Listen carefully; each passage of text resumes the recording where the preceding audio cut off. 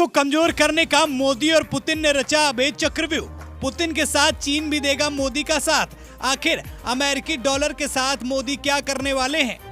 पूरी कहानी जानने से पहले ये जान लीजिए कि ब्रिक्स में कौन कौन शामिल है।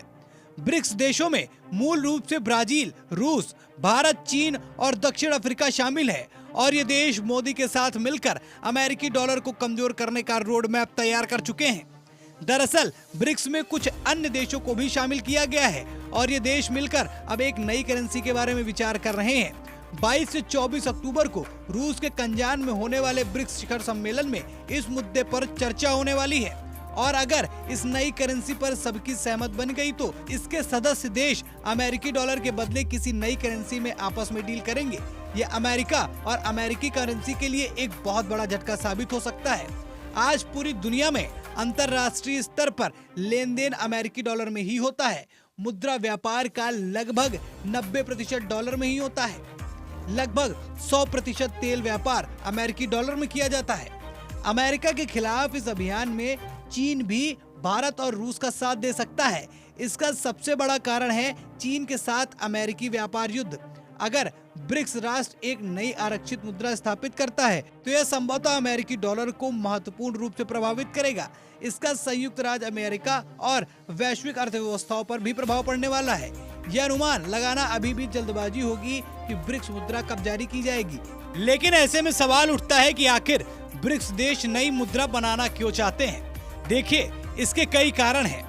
हाल ही में वैश्विक वित्तीय चुनौतियों और आक्रामक अमेरिकी विदेश नीतियों ने ब्रिक्स देश को संभावना तलाशने के लिए मजबूर किया है। अमेरिकी डॉलर और यूरो पर वैश्विक निर्भरता को कम करते हुए अपने स्वयं को आर्थिक हितों को बेहतर ढंग से पूरा करना चाहते हैं। इसलिए ब्रिक्स देश इस बात की प्लानिंग कर रहे हैं, यानी अंतरराष्ट्रीय स्तर पर डॉलर पर जो निर्भरता है उसको कम करने का प्लान इन ब्रिक्स देशों ने कर लिया है। और अगर ये लेन देन किसी अन्य मुद्रा में होना शुरू हो गया तो अमेरिका को इससे बहुत बड़ा घाटा होने वाला है।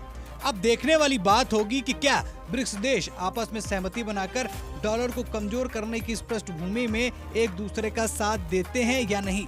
ये निर्णय इसीलिए लिया गया क्योंकि अमेरिका अपनी सख्त नीतियों के तहत अमेरिकी डॉलर को बढ़ाने का दिन पर दिन प्रयास करता जा रहा था और अंतर्राष्ट्रीय स्तर पर अन्य देशों की मुद्राओं की वैल्यू धीरे धीरे कम होती चली जा रही थी। अब देखते हैं कि ये फैसला कब और कैसे आता है। आप बताइए, क्या डॉलर के अलावा वैश्विक स्तर पर व्यापार करने के लिए किसी दूसरी मुद्रा का आना जरूरी है या फिर डॉलर में ही व्यापार चलते रहने देना चाहिए? आप अपनी राय कमेंट सेक्शन में बता सकते हैं। इस खबर में बस इतना ही। वीडियो अच्छी लगी हो तो वीडियो को लाइक और शेयर करें। चैनल को अभी तक सब्सक्राइब नहीं किया है तो चैनल को सब्सक्राइब करें। फिर मुलाकात होगी एक नई वीडियो के साथ। तब तक के लिए धन्यवाद।